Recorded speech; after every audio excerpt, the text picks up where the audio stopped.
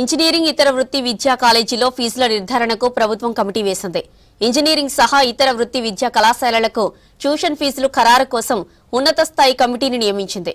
కమిటీకి చైర్మన్ గా రాష్ట్ర ఉన్నత విద్యామండలి చైర్మన్ బాలకృష్ణారెడ్డి, సెక్రటరీగా ప్రొఫెసర్ ఉన్నత విద్యామండలి వైస్ శ్రీరామ్ వెంకటేష్ వ్యవహరిస్తారు.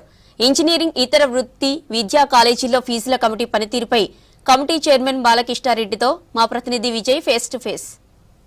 రాష్ట్రంలో ముఖ్యంగా ఉన్నత విద్యకు సంబంధించి ఇంజనీరింగ్ కాలేజీలు కానీ, ఎంబీఏ కానీ, ఇతర డిగ్రీ కాలేజీలకు సంబంధించి ప్రభుత్వం ఒక ప్రత్యేక కమిటీని వేసింది. గతంలో పాఠశాలకు సంబంధించి విద్యా కమిషన్ ఏర్పాటు చేసినటువంటి రాష్ట్ర ప్రభుత్వం ఇప్పుడు ఉన్నత విద్యలో ప్రత్యేక కమిటీని కూడా రూపొందించింది. సో కమిటీ ఎట్లా పనిచేయనుంది, కమిటీ నిర్ణయాలు ఏ రకంగా ఉండబోతున్నాయి, ఈ విషయాలన్నీ మనతో మాట్లాడేందుకు ఉన్నత విద్యా మండలి చైర్మన్ ప్రొఫెసర్ బాలకృష్ణారెడ్డి సార్ ఉన్నారు. సో కమిటీ వేశారు, దీని ఉద్దేశం ఏంది, అసలు ఇది ఎలా పనిచేయనుంది సార్? అయితే ఇప్పుడు ఏఎఫ్ఆర్సీ ఉంది, అయితే మనకి ఈ fees regulatory admission fee regulatory authority ఉంది. అయితే కొన్ని ఏమైందంటే ఫీజుల విషయంలో ఈసారి కొంత జాప్యం జరిగింది. అది రిపోర్ట్ సబ్మిట్ చేయడము, కొంత గవర్నమెంటు దాన్ని చూసి కొంత ఫీజెస్ ఎక్కువ ఉన్నాయనేటువంటిది కొంచెం డిలే అయింది.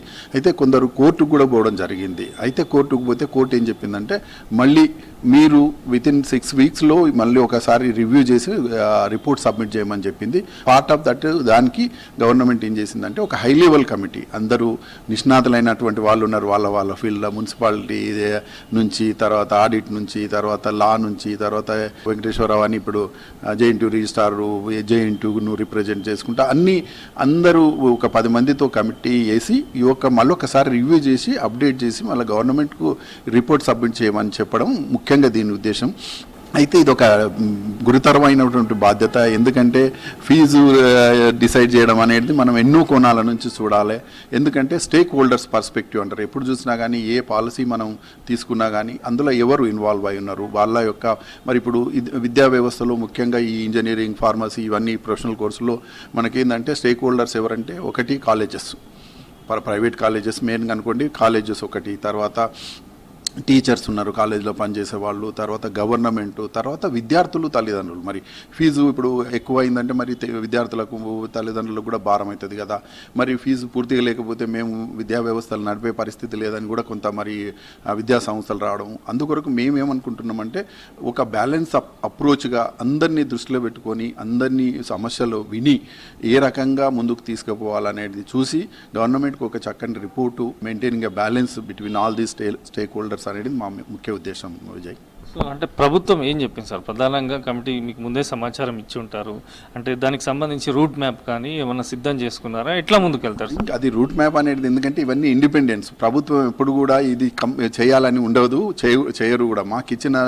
మాకేందంటే అందరినీ దృష్టిలో పెట్టుకొని చక్కని రిపోర్ట్ తయారు చేయాలనేది ఉంటుంది. కానీ వాళ్ళు ఇది ప్రీ డిటర్మైన్ ఉండదు, మాకు అట్లాంటిది ఏం లేదు. కాకపోతే నేను చెప్పినట్లు ఏంటంటే ఇప్పుడు గవర్నమెంట్ కూడా ఏంటంటే ఫీజు ఎక్కువ చేసేస్తే బిలేమ్ అయిపోతుంటారు. అట్లా కూడా వాటిని అన్నిటి ఇంకా నిన్ననే నాకు ఇది కమిటీ అపాయింట్ చేసిండు, మేము కూడా స్టడీ చేస్తున్నాం దాని విషయంలో. తప్పకుండా నేను, ఎందుకంటే ఉన్న కమిటీ మెంబర్స్ కూడా ఎక్స్పర్ట్స్ ఉన్నారు కాబట్టి అందరం మేము డిస్కస్ చేసి ఒక చక్కని రిపోర్ట్ అయితే గవర్నమెంట్కి సబ్మిట్ చేయాలనేది మా ఉద్దేశం. ప్రధానంగా ఏ కాలేజీలు వస్తాయి సార్? అంటే ముఖ్యంగా ఈ కమిటీ మీరు చేసే స్టడీ చేసేది ఏ కాలేజీలు? ముఖ్యంగా వచ్చేటివి ఏంటంటే ప్రొఫెషనల్ కోర్సెస్ అంటారు, కాలేజెస్ అంటారు. ఈసారి ఎక్కువ దీని మీద ఫోకస్ అంతా ఇంజనీరింగ్. అరౌండ్ 200 ఇంజనీరింగ్ కాలేజెస్ ఉన్నాయి, ఎక్కువ ప్రైవేట్ కాలేజెస్ ఉన్నాయి. ఎవ్రీ 3 ఇయర్స్కు మ్యాండేట్ ఏంటంటే ఎవ్రీ 3 ఇయర్స్కి ఒకసారి ఫీజులు పెంచుతారు అన్నట్లు. వాటి ప్రకారంగా 25 నుంచి 28కు ఫీజులు పెంచేటువంటి ప్రాసెస్లోనే కొంత డిలే కావడం, మళ్ళీ ఇప్పుడు మళ్ళీ దీనికి సంబంధించింది చేయడం జరిగింది. 25 to 28 ప్రొఫెషనల్ కాలేజెస్. సో ఎట్లా ఉండబోతుంది సార్ ఇంజనీరింగ్ విద్యకు సంబంధించి? ఏమైనా మార్పులకు శ్రీకారం చుడుతున్నారా, ఎట్లా ఉండబోతుంది? ఒక్క ఇంజనీరింగే కాదు, ఇప్పుడు మా యొక్క మ్యాండేట్ ఏంటంటే హైయర్ ఎడ్యుకేషన్లో రిఫార్మ్స్ ఇప్పుడు గత 7-8 మంత్స్ నుంచి మీరు చూస్తున్నారు కదా. ఒకటే విజయ్, ఈరోజు విద్యా వ్యవస్థ ముఖ్యంగా హైయర్ ఎడ్యుకేషన్ ఏమైందంటే చాలా డెత్ బెడ్ మీద ఉంది. గత 10-12 సంవత్సరాల నుంచి రిక్రూట్మెంట్ లేదు, ఇన్ఫ్రాస్ట్రక్చర్ లేదు, చాలా ప్రాబ్లమ్స్ ఉన్నాయి, మనందరికీ తెలుసు. అయితే దాన్ని కొంత ముందుకు తీసుకుపోవాలనేటువంటి ప్రయత్నం మాకు సీఎం గారు ఇచ్చినటువంటి ఆదేశం కూడా ఏంటంటే ఎప్పుడు రివ్యూ పెట్టినా కానీ కొంత మార్పు చేయాలి. ఆ మార్పు ఏంటంటే ఈ యొక్క రిఫార్మ్స్ ఎక్కడ స్టార్ట్ చేయాలి, అసలు విద్యా వ్యవస్థలో రిఫార్మ్స్ చేయాలంటే ఏది, ఎందుకంటే ఇది ఒక విషయవలయంలా ఉంది, అన్ని సమస్యలతోటే ఉన్నాయి వాస్తవం చెప్పుకోవాలంటే. అంటే ఒకటి ఏంటంటే ఇవాళ స్టూడెంట్స్ క్లాసులు అటెండ్ కావట్లేదు, టీచర్స్ సరిగా చెప్పట్లేదు, వాళ్ళకి ఎంప్లాయ్మెంట్ లేదు, ఇట్లాంటివి ఉన్నాయి. అయితే దీనికంతా మూలము మార్పు ఎక్కడి నుంచి చేయాలంటే మంచి సిలబస్ ఇవ్వాలి, అప్డేటెడ్ సిలబస్ ఇచ్చి ఆ యొక్క సిలబస్ ప్రపంచంతో పోటీ పడాలి, ఆ యొక్క సిలబస్ ఇండస్ట్రీ నీడ్స్ను కూడా దృష్టిలో పెట్టుకోవాలి. సో వాటిని అన్నింటినీ దృష్టిలో పెట్టుకొని మేము కమిటీస్ వేయడము, ఆ కమిటీస్ రిపోర్ట్స్ సబ్మిట్ చేయడం, మళ్ళీ రివ్యూస్ చేయడం, ఇట్లా ఇది ఒక నిరంతర ప్రక్రియ. 50% of the population 25 years age వాళ్ళు ఉన్నారు. వీళ్ళని మంచి చక్కని విద్య ఇస్తే ఏంటంటే మన అవసరాలు కాదు, ప్రపంచ అవసరాలను తీర్చేటువంటి వాళ్ళని తయారు చేయాలి. ఆ అవసరాలు కూడా ప్రపంచానికి ఉంది, మనం ఆ గ్యాప్ ఫిలప్ చేయాలి. కాబట్టి చక్కని విద్య తర్వాత కాంపిటెంట్ అథారిటీతో చేసుకుంటే మాత్రం there is no dearth of opportunities, చాలా అవకాశాలు ఉన్నాయి.